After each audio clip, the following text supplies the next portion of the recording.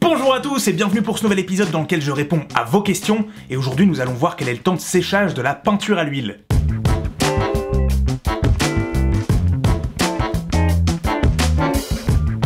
En combien de temps sèche l'huile? Eh bien nous verrons que c'est assez variable et que cela dépend de beaucoup de facteurs. Aussi nous reviendrons sur quelques éléments qui permettent de contrôler ce temps de séchage, mais avant toute chose, il faut le dire, la peinture à l'huile ne sèche pas.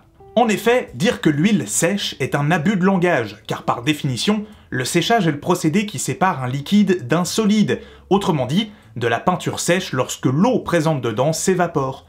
Or, en peinture à l'huile, il n'y a pas d'eau, et donc, pas de séchage.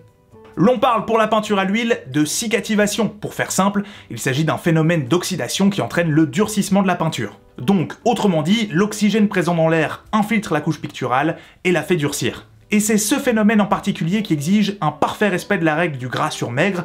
J'en parle en long et en large dans ma vidéo d'introduction à la peinture à l'huile, très complète, dont je vous glisse le lien juste ici. Pour faciliter la compréhension des explications qui vont suivre, je continuerai d'employer le terme sécher par moment, mais retenez que techniquement, la peinture à l'huile ne sèche pas. Mais revenons à nos moutons, combien faut-il de temps à notre huile avant d'être totalement durcie? Eh bien cela varie énormément, et quand je dis énormément, c'est que cela peut prendre entre 1 an et 1 siècle. Et c'est pas une blague. Pour faire de l'huile, il faut aimer un peu prendre son temps, quoi. Voilà. Tranquillement, 1 siècle, voire 2, voilà. Plusieurs paramètres entrent en jeu et nous verrons comment ralentir ou accélérer le processus de cicativation de notre peinture en modifiant certains d'entre eux. Et d'abord, l'épaisseur des couches de peinture. Évidemment, plus une couche sera épaisse, plus cela prendra de temps pour que l'oxygène puisse infiltrer la peinture, et donc faire durcir l'huile. Une couche très fine séchera en principe beaucoup plus vite, mais nous allons voir que cela dépend aussi d'autres facteurs. La couleur par exemple. Et oui, toutes les couleurs ne sont pas égales entre elles en termes de cicativation. La terre d'ombre brûlée par exemple sèche plutôt vite, alors qu'un blanc de titane aura tendance à prendre beaucoup plus de temps, et cela d'une part à cause de la composition même du pigment, de ses propriétés chimiques, mais aussi en fonction de l'huile utilisée dans le tube, et qui constitue, elle aussi, une donnée essentielle. En effet, vos tubes de peinture à l'huile contiennent des pigments broyés avec une huile, et certaines marques emploient des huiles différentes selon la nature du pigment. Par exemple, l'huile de lin peut être utilisée pour les couleurs sombres ou terres, mais ses propriétés jaunissantes posent problème pour les couleurs plus claires, comme les bleus ou les blancs. Ainsi, dans certains cas, c'est à l'huile d'œillette que l'on broie ces pigments, une huile qui ne jaunit pas mais dont le temps de cicativation est bien plus élevé. Cela nous mène donc à la question du médium à peindre. L'on sait maintenant que le choix de l'huile que l'on utilise aura une influence sur la cicativation de notre peinture. Mais un autre facteur important est la proportion d'huile que l'on décide d'employer, et donc la nature plus ou moins grasse du médium qui nous servira à diluer notre peinture. En effet, l'ajout d'essence à un médium à peindre, comme de l'essence de térébenthine par exemple, permet d'amaigrir le mélange.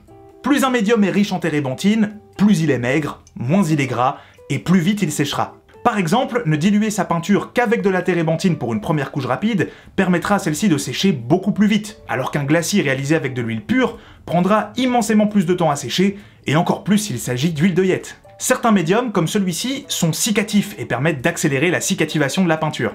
Des cicatifs purs se vendent dans le commerce que l'on peut ajouter à son médium, mais attention dès lors à n'en mettre que très peu, quelques gouttes à peine, car un excès de cicatif peut entraîner des craquements dans la peinture.